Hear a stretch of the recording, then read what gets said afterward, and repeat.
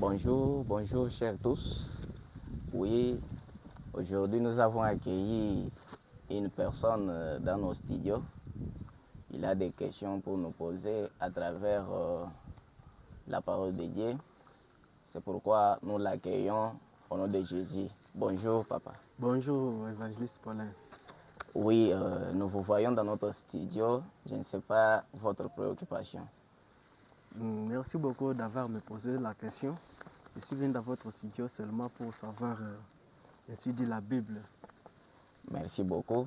Je crois que vous êtes venu avec des questions. Vous pouvez nous poser. Quelles sont ces questions?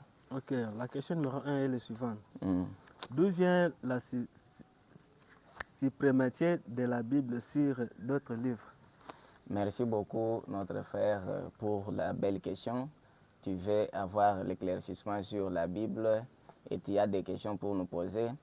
C'est ainsi, nous voulons te répondre à ta première question. Tu as combien de questions que tu veux nous poser? Non, j'ai 6 questions seulement à te poser. Merci beaucoup.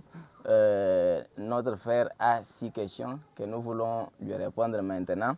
Ta première question, tu as posée en disant d'où vient la suprématie de la Bible sur d'autres livres. Oui. Je vais te donner Exode, le chapitre 31, le verset 18. La Bible a les suprématies ou bien les empreintes des doigts de Dieu. C'est ça la suprématie. Oui.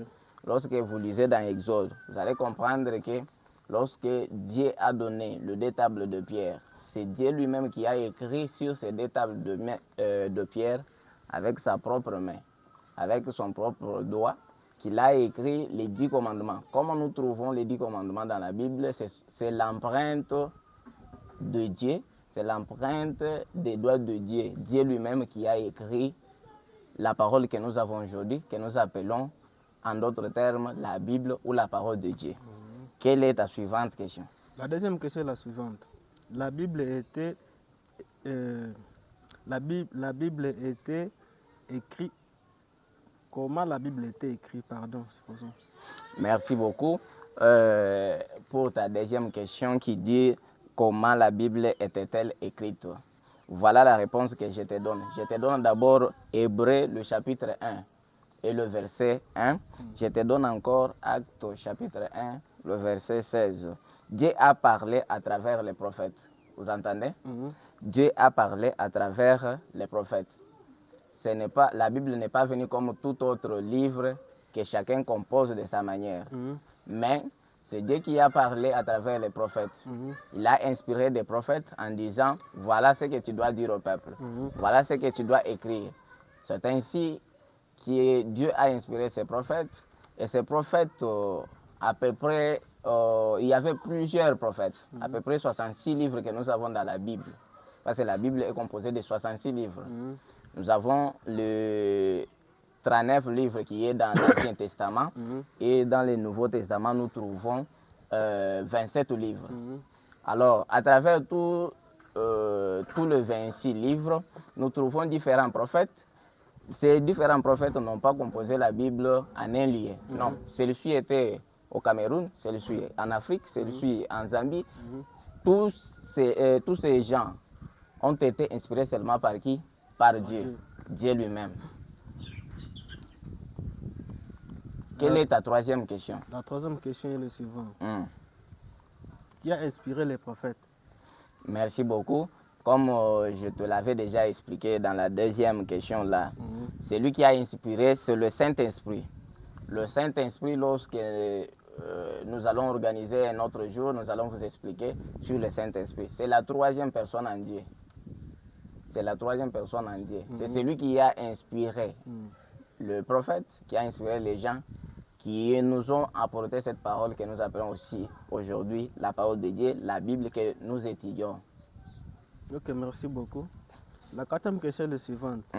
Lorsque tu vas lire dans 1 Timothée, tu comprendras. Posez d'abord la quatrième question, je peux te précéder. Y a-t-il certaines parties de la Bible qui ne sont pas inspirées? Non. Dans toute la Bible, 66 livres que nous avons. Je te parle de 66 livres. Ça c'est la vraie Bible. Vous allez trouver 66 livres. Mais il y a d'autres livres que tu vas trouver il y a même plus de 66. Mhm. Ça, vous allez trouver que les gens qui ont écrit, c'était déjà en absence des prophètes. Mhm. C'est pourquoi nous considérons les 66 livres. Parce que ce sont les livres qui sont inspirés par Dieu, où Dieu lui-même a inspiré ces gens par son esprit pour nous écrire. Alors, tous les autres qu'on va ajouter là, ça, ce ne sont pas l'inspiration de Dieu. Ce sont des gens qui ont composé eux-mêmes, qui nous relatent des histoires. Alors, dans toute la Bible, oui, dans toute la Bible, hein, il n'y a pas aucune écriture qui n'est pas inspirée. Lorsque tu lis dans 2 Timothée, le chapitre 3, le verset 16, on dit que toute écriture de la Bible est inspirée par qui? Par Dieu. Il n'y a pas aucun livre de la Bible qui n'est pas inspiré par Dieu. Okay. Tout le livre est inspiré par qui? Par Dieu. Par Dieu. Quelle est ta cinquième La leçon? 5e question est la suivante. Pourquoi avoir la Bible? Merci beaucoup pour cette question. Vous savez, la Bible a une grande importance. Il faut que tu puisses aussi avoir la Bible. Oui, oui, oui. Il faut que tu puisses aussi avoir la Bible. C'est ça, c'est ça. La Bible a une grande importance. Il faut savoir ça dans ta vie. La Bible est utile. La Bible a une grande importance dans ta vie.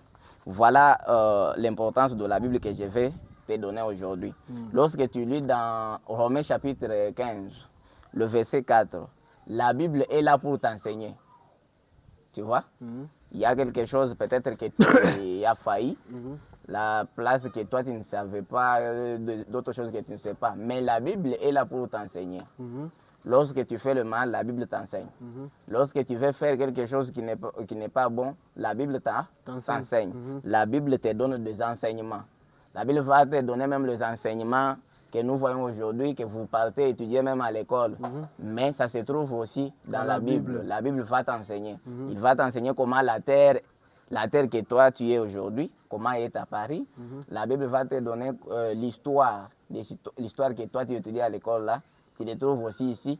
La Bible te dit comment Dieu t'a créé. Comment Dieu a créé les arbres.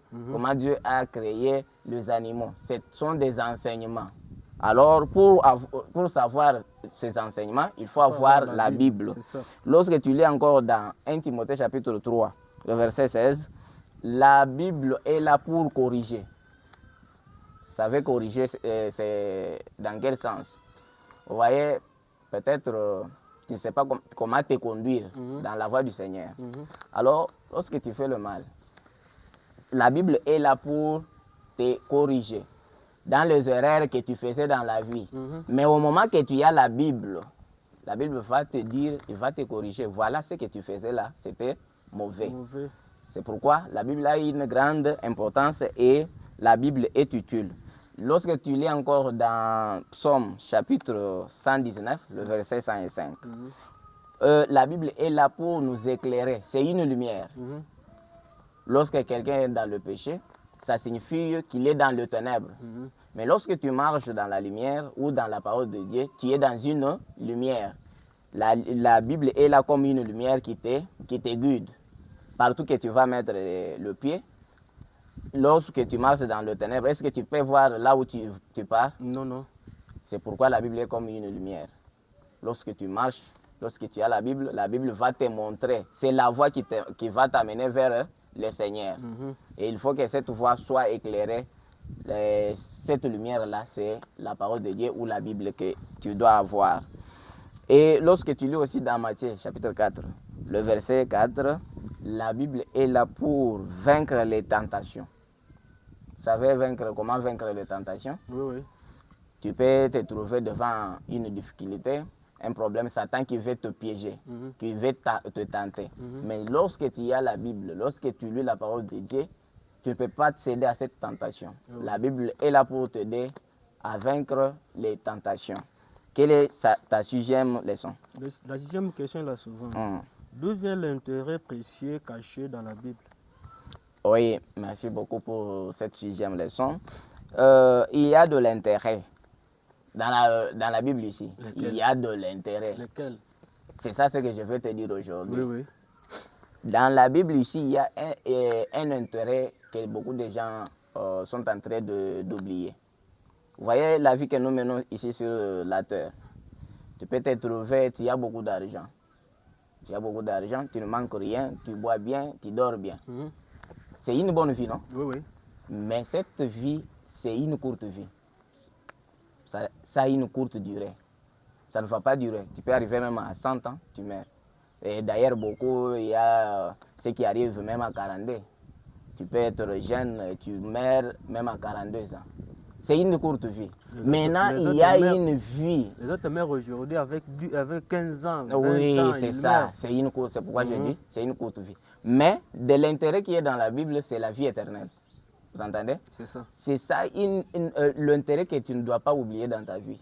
Lorsque tu lis la Bible, il y a de l'intérêt. Il y a une vie éternelle dans ça. Excuse-moi, j'ai une question à vous poser. Oui. Mais comment avoir cette vie éternelle-là? La vie éternelle, pour avoir ça, la première des choses, il faut croire en Jésus-Christ.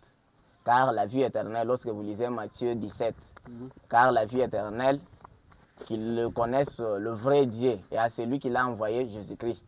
Lorsque tu connais Dieu, tu crois en Jésus-Christ, tu seras sauvé.